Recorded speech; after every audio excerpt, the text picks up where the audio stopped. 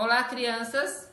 Estou aqui para mais uma aula de História, uma explicação para vocês. É no segundo módulo, página 268, eu vou falar sobre a mudança do Rio de Janeiro, a independência do Brasil. A mudança no Rio de Janeiro. A chegada da família real ao Brasil causou grande impacto na vida colonial. Nessa época, o Rio de Janeiro passou a ser a sede oficial do governo português. Por isso, Dom João fundou diversas instituições para organizar sua administração e para estimular a economia e a cultura da região. Ele criou, por exemplo, a imprensa régia, a Biblioteca Real e o Banco do Brasil. Vocês estão vendo aqui, olha, a imprensa régia e uma parte da biblioteca. Veja, aqui foi criada por Dom João, quando ele chegou aqui no Brasil.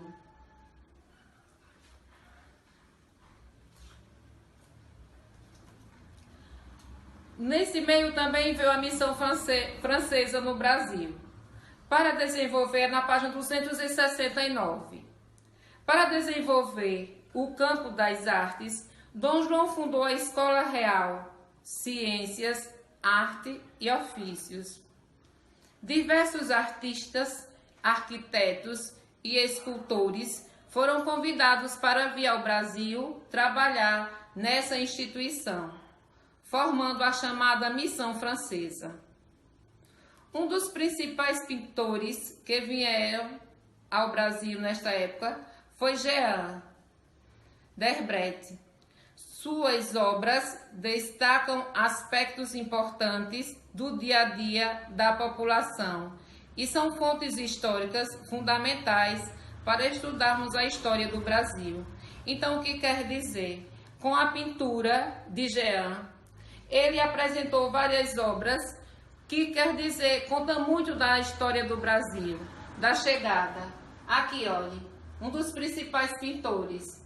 Aqui as suas pinturas, muitos aspectos culturais das cidades do século XIX são temas das obras de D'Herbret. O entrudo, representado na pintura ao lado, era um tipo de brincadeira praticada no carnaval, principalmente entre as pessoas escravizadas e pobres. Entrudo, litografia produzida por volta de 1836. Então, o entrudo ainda hoje existe porque se dá o nome de uma brincadeira carnavalesca. Aqui, olha, D'Herbret também representa o trabalho de diversos grupos da sociedade brasileira do século XIX. Ao lado, a loja de barbeiro, litografia produzida por volta de 1821. Está na página 269 do livro de vocês.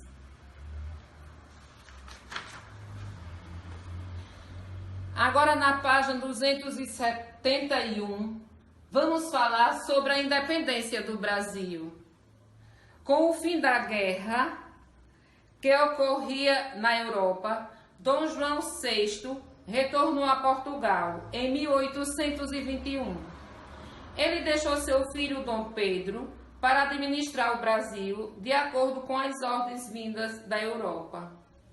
Nessa época, muitos políticos portugueses e parte da população de Portugal passaram a exigir que Dom Pedro retornasse a Lisboa. Eles também queriam a volta do pacto colonial. Porém, alguns grupos influentes da sociedade brasileira, como políticos, comerciantes e fazendeiros, não estavam de acordo com as exigências.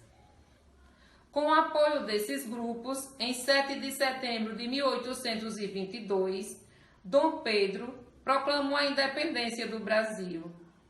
Então, isso quer dizer que o Brasil era colônia de Portugal, como eu já falei para vocês no vídeo anterior.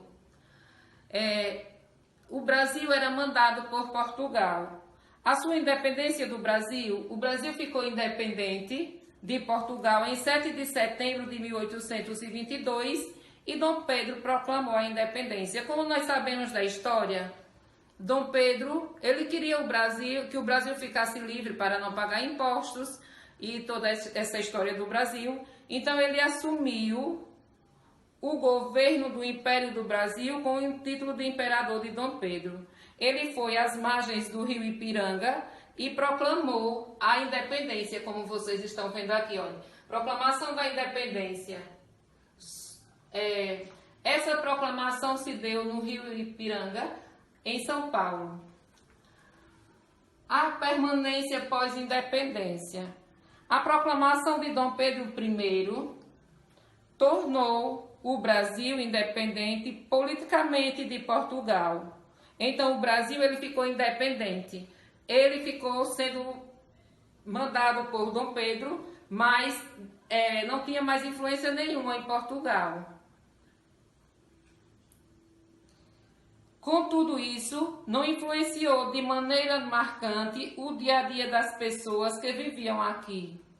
A monarquia foi mantida como forma de governo e, além disso, a escravidão e as condições de desigualdade social e de direitos permaneceram praticamente inalteradas.